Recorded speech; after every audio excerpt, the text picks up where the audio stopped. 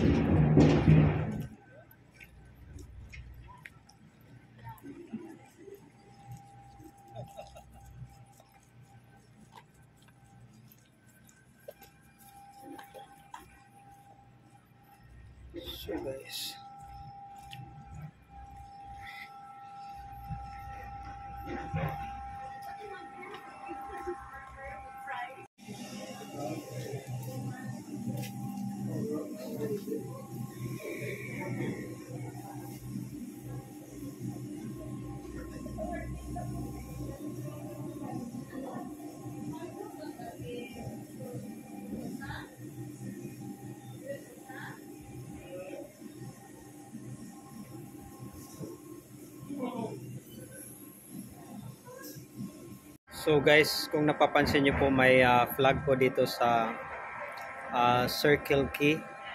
Maliit po siya na supermarket, parang 7-Eleven. So mayroon po siyang flag ng Philippines dahil may mga products po siya na galing ng Philippines, katulad ng yung chicherya na dingdong, yung pancit bihon na Q. Mayroon po sila dito. And then yung mga sardinas na mega sardines. Mayroon po sila dito sa loob. Kaya hindi ako sure kung Pinoy ang may-ari or else dahil mga Norwegian po ang mga salesman at saka sales lady sa loob.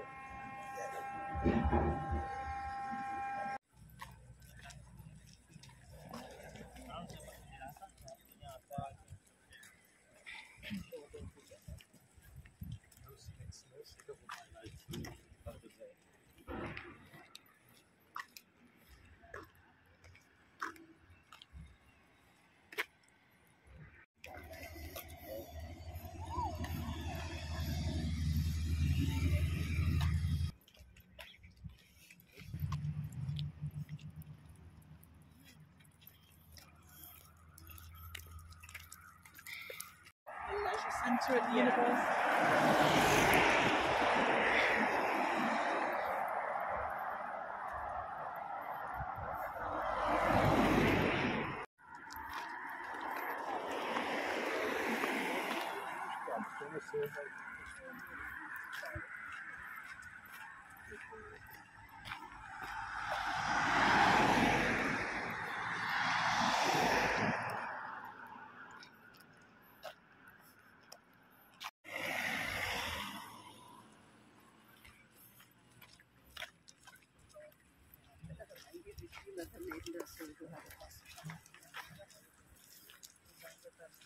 PayPal.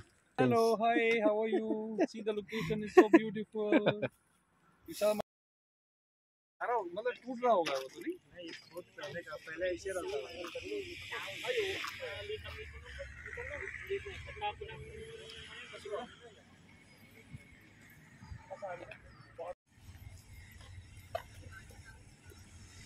So the place is very nice.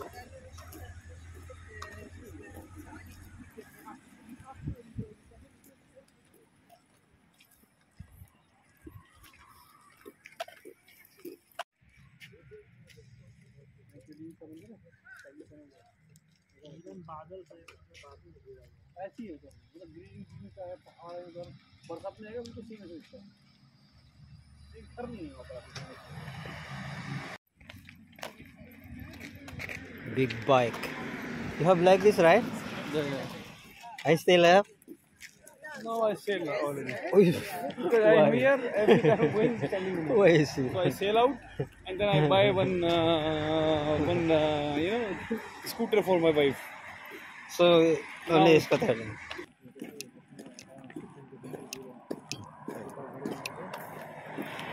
Oh, rose. That's a rose, man. Very beautiful. Ganda ng rose na bulaklak.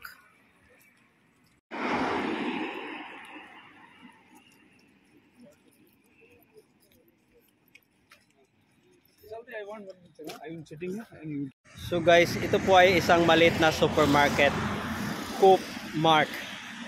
So kumpleto rin siya halos. May mga chocolates, may mga dairy products. Almost complete na po. Pero na-check ko po yan sa loob. Medyo expensive po ang mga prices. So talagang ganun po dito sa Norway. Medyo mataas po ang presyo niya. Yan.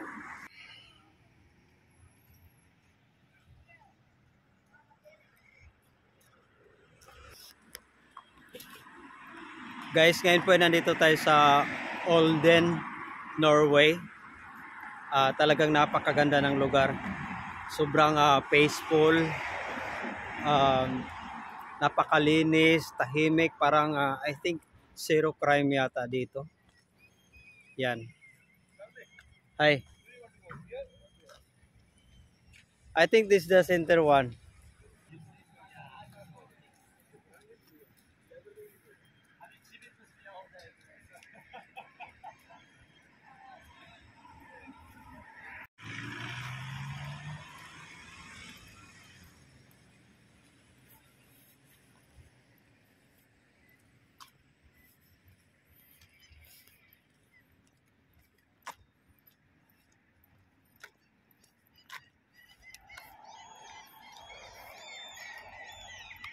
So guys, ito po ay isang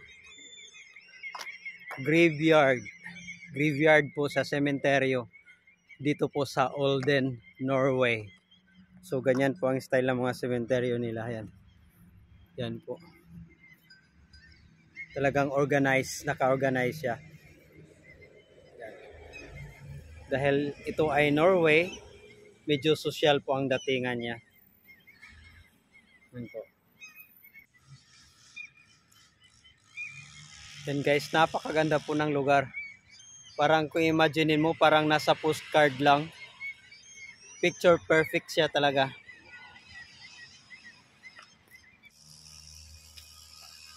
Guys, ito po ang Olden, Norway. Yan. Hindi ko alam kung bakit parang kukunti lang ang mga tao ngayon. Last time na nandito po tayo, maraming mga naglalaro. Ito, may nakita po ako. Yan.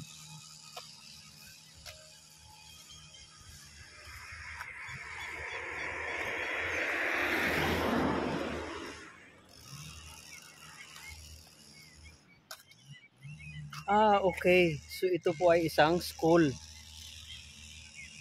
So dahil weekends po, walang gaanong mga estudyante, school po siya. Olden School, 1967.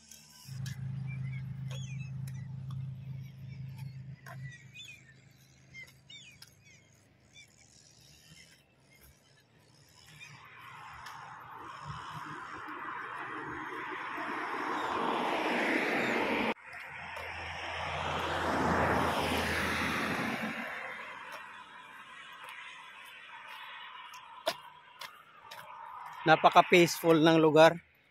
Talagang makikita mo talagang napakatahimik niya.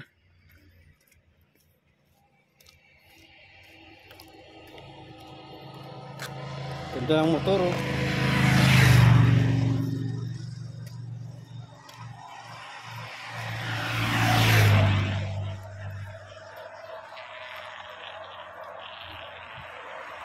So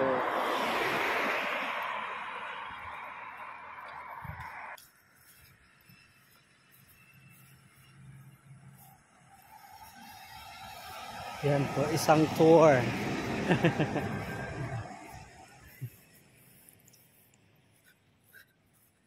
Po yung nakita ko sa malayo, I think isa siyang simbahan dahil may cross po.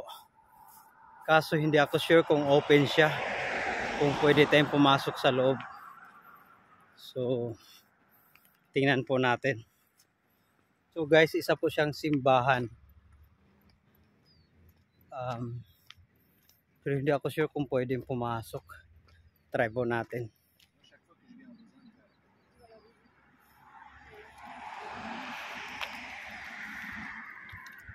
Pwede po siyang pumasok sa loob. Pwede open daw.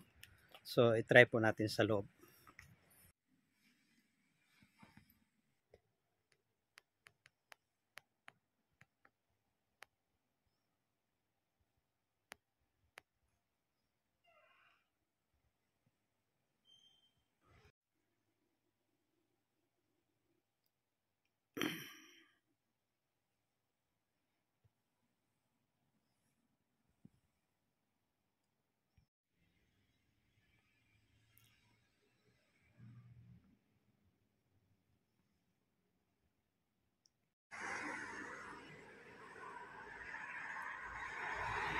So guys, galing po tayo dyan sa loob kanina. Mayroon po siyang imahe ni Jesus Christ at saka may cross din po sa gitna ng gitna ng altar. But then, hindi po ako sigurado kung Catholic Church po siya. Dahil aside from Jesus Christ na image, wala na pong ibang mga yan. Napakasimple lang po niya. Gawa po siya sa mga kahoy. Purong kahoy po. Yan. I think ito lang ang church nila dito sa Olden, Norway. At the same time, sa gilid po ay graveyard. So guys, dito po sa likod ng simbahan ay gilid ay isa po siyang graveyard. Yan, isa pong sementeryo. So, napaka-formal din. Sobrang naka-organize. So, yan po.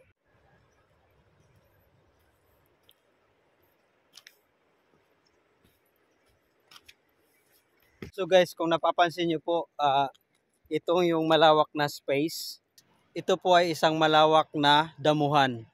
Hindi lang po ito basta damo, kundi ito po isang farm. So yan, napakalago ng mga damo. Ito po isang farm at inaani po nila ito. Pinapakain I think sa mga hayop. Katulad ng baka, mga tupa.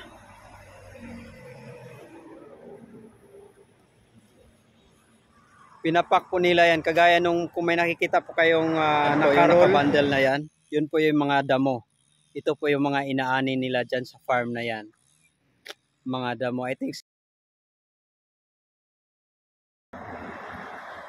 And then, sinusupply po sa mga kagaya ng mga rancho. I think ito po ay isa sa mga source of living dito sa Olden, Norway.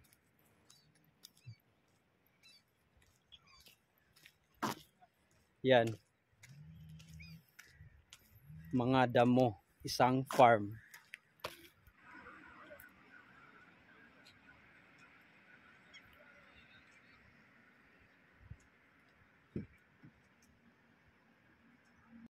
Last week, nasa Flum, Norway tayo. Ngayon naman, nandito po tayo sa Olden, Norway. So kung ihahambing po natin yung lugar, pareho po siyang napakatahimik, napaka-peaceful. Kung i-imaginein mo, parang I think zero crime sila dito. Ang pagkakaiba lang po kung ihahambing natin, sa Flum, medyo kukunti po ang mga nakatira doon. Medyo kukunti lang po ang mga bahay na makikita mo. At the same time, hindi po ganun karami ang mga shops at wala akong ganong nakikitang mga supermarkets. Dito sa Olden, marami po. Marami siyang bahay, maraming nakatira dito. At the same time, marami po siyang mga shops, may mga restaurants, at may mga supermarkets. So, makikita mo, mas marami po ang nakatira dito. At yung community talagang napakaganda. Yan po.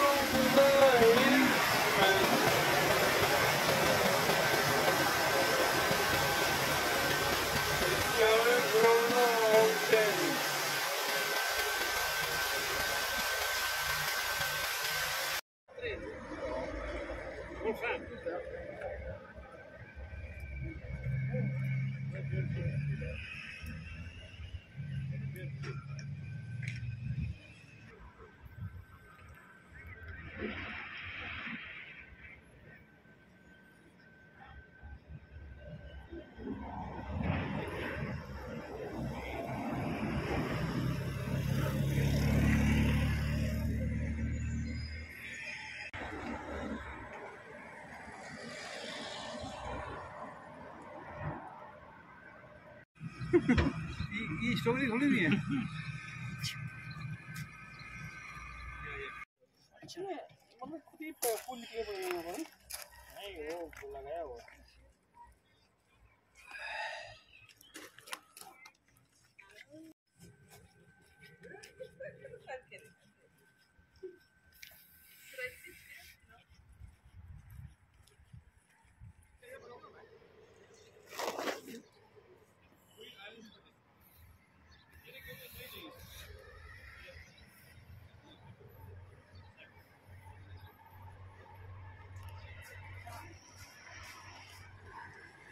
So guys, dito po yan sa Olden, Norway.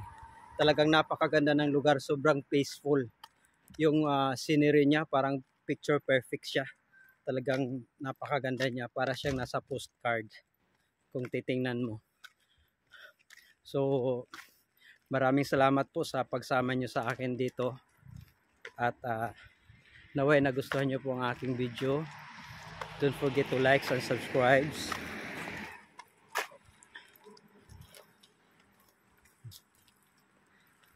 Dito lang po yan sa Olden, Norway. Yan. And please check it out also my other videos sa Cube, Ireland po, sa Amsterdam, Netherlands din, sa Flam, Norway, at marami po sa biyahe ni Idlas. At the same time, may other channel also, Idlas TV 2. Idlas TV 2. Check it out also. Marami rin tayong naka-uploads na mga videos doon. Please do support. Maraming salamat po. Bye-bye.